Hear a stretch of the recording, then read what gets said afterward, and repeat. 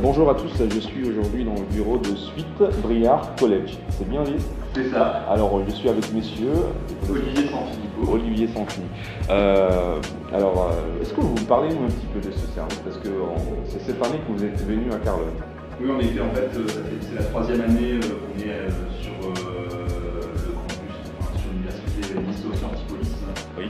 En fait, le Suite Briard College, c'est la structure qui organise le Junior Years in France, en fait, qui accueille des étudiants américains sur le campus Nice Antipolis. Et des étudiants américains, c'est ça? Ouais, en effet. Donc ils parlent anglais et puis... Alors ils parlent anglais, ils doivent parler français bien évidemment. Oui, ouais, le mieux c'est qu'ils suivent les cours, qu'ils doivent comprendre les cours qu'on leur donne. C'est clair. Donc ça se passe à quel moment de l'année ils viennent? En fait ils viennent essentiellement sur un semestre, qui après donc, ils valident le semestre ici, qui est validé dans leur université aux États-Unis. C'est comme les Erasmus, c'est ça? C'est un peu le principe de l'Erasmus en effet, oui, c'est un peu le même principe, ils piochent un peu dans différents cours selon leur major aux États-Unis, donc ils valident leur DE. Et donc vous les responsables qui êtes là pour les assister, vous avez aussi des notions en anglais ou bien vous avez déjà voyagé ou comment ça se passe? Alors on a quelques notions en anglais. En fait moi je suis doctorant sur l'université. Et du coup, on connaît un peu comment fonctionne l'université. On est là, je suis là pour les aider, tout ce qui est administratif, pour les aider aussi dès qu'ils ont un problème, s'ils ont besoin de quelque chose sur Nice. Sur quoi vous les assistez? Alors, mon rôle premier, c'est essentiellement au niveau administratif, les cours, les relations avec les professeurs, les directeurs de département, l'université en elle-même. L'intégration. Voilà, après au niveau de l'intégration, on les engage à aller B2 et autres. Voilà, tout ce qui est les cafés, café des langues, toutes ces choses-là. Et puis après on fait pas mal de visites sur Nice, sur les alentours. Très bien. Et puis vous avez combien d'élèves actuellement qui arrivent? Alors là le programme est assez jeune donc sur Nice. Là pour ce premier semestre on en a 7. Voilà. Sinon le programme il est aussi sur Paris en fait. Et là il y a beaucoup plus, depuis 1948 sur Paris. Et là il y a à peu près 80 étudiants qui arrivent sur chaque année. Ouais, voilà. Très bien. Et donc là, après ce semestre-là, vous attendez d'autres personnes? Oui, il y en a qui, petit à petit, là, les inscriptions commencent en fait pour le second semestre aux États-Unis. En gros, il y a une candidature, etc. Vous avez directement connexion avec eux à partir de là-bas directement? Alors moi, ou bien moi, en fait, je fais le relais avec la directrice du programme en France. Donc qui était là encore la semaine dernière et qui là est rentrée justement aux États-Unis et qui s'occupe de tout ça aux États-Unis. En fait c'est avec elle que je fais le lien, puis après petit à petit on va être mis en contact avec eux. Comment vous vous trouvez dans comment vous êtes retrouvé dans ça? En fait on avait besoin d'une personne de l'université justement, parce que la personne est partie, pour aider dès le début tout ce qui est coordination sur place en fait. Vous le faites bénévolement ou vous êtes embauché? Non, c'est un boulot, je suis embauché par le Suite Briard College. Très bien. Et si vous n'avez pas dit, quelles sont vos difficultés, les difficultés que vous rencontrez? Parce que forcément, il y en a. Personnellement, les difficultés que je rencontre, je crois que c'est les mêmes difficultés qu'on rencontre tous en début d'année en tant qu'étudiant au moment des inscriptions. Trouver les emplois du temps, ce genre de choses.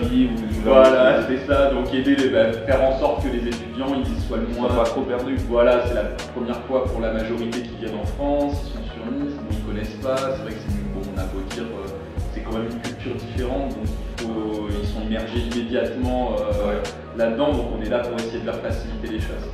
Et donc dans ce service-là, vous êtes seul ou bien vous avez d'autres collègues qui vous assistent? Alors sur Nice, sur la fac, le campus, je suis seul.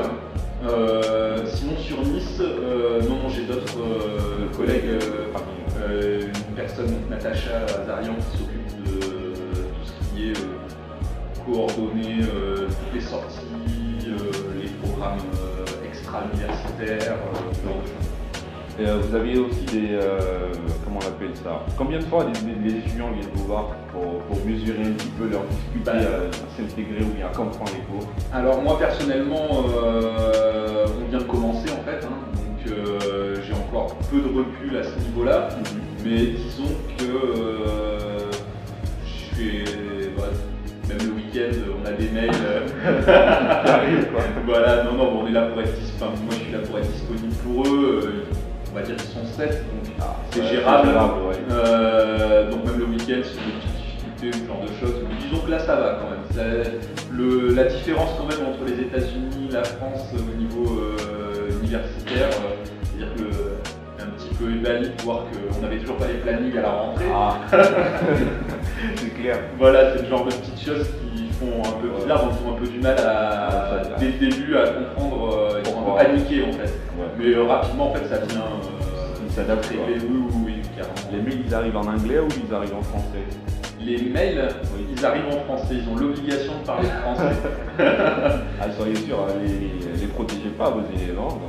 Donc non, le but mais le niveau, il est bon quand même. Ils ont un bon niveau de français. Bon, les niveaux sont variables. À l'écrit ou globalement variables à l'écrit. Bon, il y a peut-être des fois un petit peu quelques incompréhensions à l'oral, mais sinon globalement ils ont un bon niveau de français. Ouais. Et donc là, qu'est-ce que vous leur donnez? Parce que je vois des bouquins, je vois des CD. Alors ça c'est des vieux bouquins, tout ça. À part, oui, mais qu'est-ce que vous leur donnez à part ça? Alors ensuite le programme ici sur place, il y a des cours maison. Donc assez variés, ça soit des cours, des ateliers d'écriture, qui se perfectionnent notamment au niveau de l'écriture en français. Ils ont des cours d'histoire de l'art aussi. Donc ils sont des professeurs qui sont invités par le collège à venir intervenir pour eux sur place, donc ils font des visites en musée aussi. Et ensuite, moi je suis là pour répondre dès qu'ils ont besoin, que ce soit un détail de lieu, savoir où c'est que ça se trouve, un conseil sur où c'est que je trouve un bouquin à acheter tout bêtement, ou même un conseil pour une sortie le soir aussi. Bien sûr. Pourquoi pas. Prof, en même temps. Voilà, non, mais après je fais pas mal de liens avec les professeurs, je vérifie que ça se passe bien, qu'ils soient bien au courant, que s'il y a le moindre souci, ils ne fassent remonter, ce genre de choses. Et ces élèves-là, ils sont tous dans une même filière ou qu'est-ce qu'ils font exactement? Pas du tout en fait. Aux États-Unis, ils ont leur major et leur minor au niveau d'études et c'est très varié. Il y en a qui sont en histoire de l'art, d'autres qui font des relations internationales, mathématiques, biologie. Donc en fait, ils piochent un peu en fonction. Alors on en a qui font on en a une qui fait de la danse, on en a un qui fait de l'histoire de l'art, et de l'histoire et de la littérature. On en a un qui fait que encore en littérature, en biologie aussi. Voilà, vraiment. C'est très en psychologie aussi, donc c'est très vaste. Mais vous arrivez à vous retrouver avec tout ça? Bah oui, au début la mise en jambe a été rude, immédiatement, mais non, ça va. Et quand vous leur expliquez en français ou en français un petit peu en anglais? En français, s'ils ne comprennent pas, là, quelques mots leur expliquer un peu en anglais, mais sinon non, c'est en français. Vraiment, c'est un peu l'obligation qu'ils ont.